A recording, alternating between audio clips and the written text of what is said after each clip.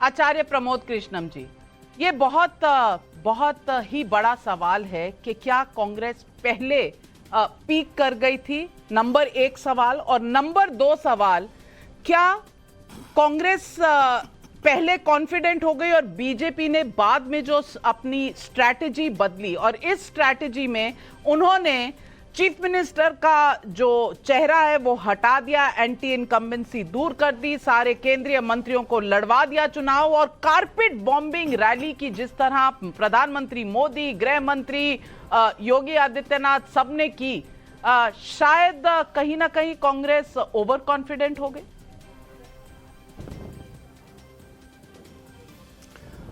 देखिए नाविका जी, हमें मध्य प्रदेश में जीतने में कोई भी शंका नहीं है। हमें पूरी उम्मीद है, भरोसा है, यकीन है कि हम मध्य प्रदेश में जीतेंगे। जहां तक सुधांशु जी कह रहे हैं कि भाई ये तो उलट नजर हो गई, बाजी उलट हो रही है, उलट तो बिल्कुल लग रही है। आप तो कहीं मान ही नहीं रहे थे कि कांग्रेस कहीं खड़ी भी है। आप तो एक महीने से कह रहे थे कि कांग्रेस का बिल्कुल सुपड़ा साफ हो गया है, हम सारे राज्य जीत रहे हैं। तो वाकई बाजी उलटती हुई नजर आ रही है। मगर मुझे चिंता इस बात की नहीं है कि एग्जिट पोल हमें कहीं पीछे दिखा रहे हैं, कहीं आगे दिखा रहे हैं। खासतौर से मध्य प्रदेश में अभी कह रहे हैं 72 घंटे इंतजार करिए। भाई 72 घंटे में तो हम जीत जाएंगे। हमें फिक्र तो 72 दिन के बाद की है, क्योंकि मध्य प्रदेश में 2018 में भी हम जीते थे। अरे भी आप तो कुछ भी खेल कर देते हैं। तो पता नहीं आपके मन में क्या क्या विचार चल रहे होंगे। तो हे प्रभु, थोड़ा हमें तो आप अभी से मत डराओ कि 72 घंटे का इंतजार करो। 72 घंटे में तो हम जीत ही जाएंगे। 72 दिन बाद कुछ और गड़बड़ मत कर देना, जैसे कमलनाथ जी के साथ पिछली 2018 में की थी। तो नाविका जी, एक तो मैं ये कह रहा था। दूसरी बात मैं ये कह रहा हूं कि जितने एग्जिट पोल आ रहे हैं, ये अभी एग्जैक्ट पोल इनको नहीं माना जा सकता है, लेकिन फिर भी एग्जिट पोल जो हैं ये दर्शा रहे हैं कि एक तरफा जो हुकूमत चला रहे थे और एक तरफा जो इस देश को चलाने की सदियों तक बातें कर रहे थे और विपक्ष को बहुत ज्यादा बेइज्जत किया जा रहा था, तो इस एग्जिट पोल से थोड़ा सा उसमें ठहराव आएगा। और लोकतंत्र की ये खूबसूरती है कि टक्कर हो तो जबरदस्त हो, और ये जबरदस्त टक्कर आप दिखा रही हैं।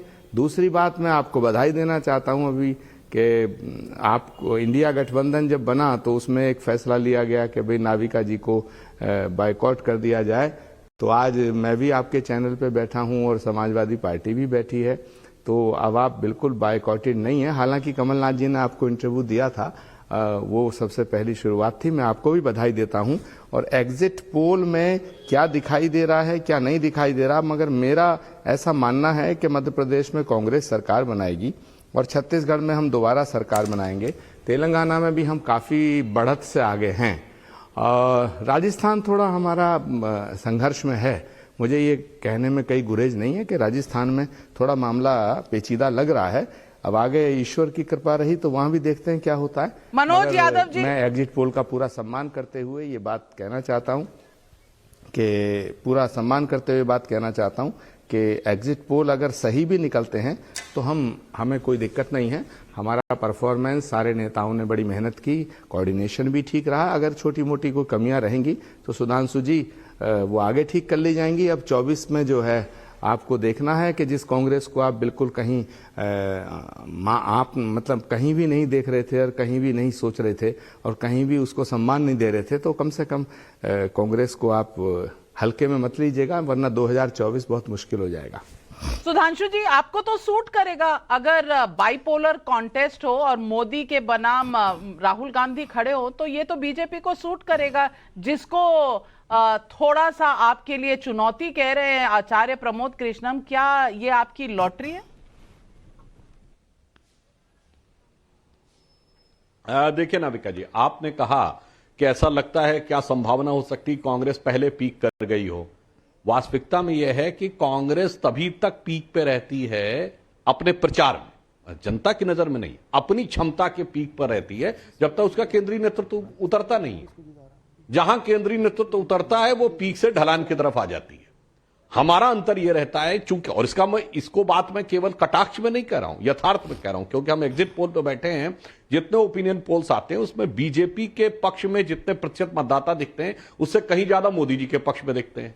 ऑन द कॉन्ट्रेरी, कांग्रेस के पक्ष में जो मत प्रतिशत दिखाई पड़ता है राहुल गांधी जी के पक्ष में उससे कम दिखाई पड़ता है। तो साफ है कि जब तक उनका केंद्रीय नेतृत्व नहीं आता वो पीक पे रहते हैं, हमारा केंद्रीय नेतृत्व आता है उसके बाद पीक पे आने की बात होती है। और अभी आचार्य जी ने कहा कि 72 घंटे नहीं 72 दिन के अंदर क्या हो जाएगा। आचार्य जी, मैं विनम्रता से कहना चाहूंगा, अरे 72 दिन 72 घंटे छोड़िए, 72 साल में क्या हुआ है बताइए।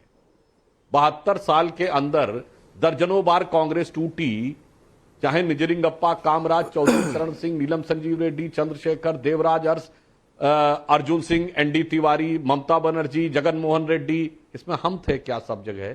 अरे उस जमाने की बात जब भाजपा का वजूद भी नहीं था और मोदी जी, अमित शाह जी का नाम नहीं था। बहुत सी बात घटना तो अमित शाह जी के जन्म से पहले की हैं।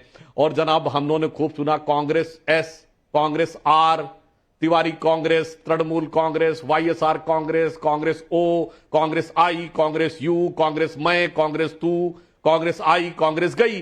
तो ये सब चीजें तो आपके 72 साल से होती आ रही। इसलिए इसको वर्तमान चीज या वर्तमान सरकार पे दोष डालने का प्रयास न करिए। सभी प्रबुद्ध विश्लेषक यहां बैठे हैं, उनको 72 साल का इतिहास पता है कि सत्ता हटते ही कांग्रेस में टूट फूट होने लगती।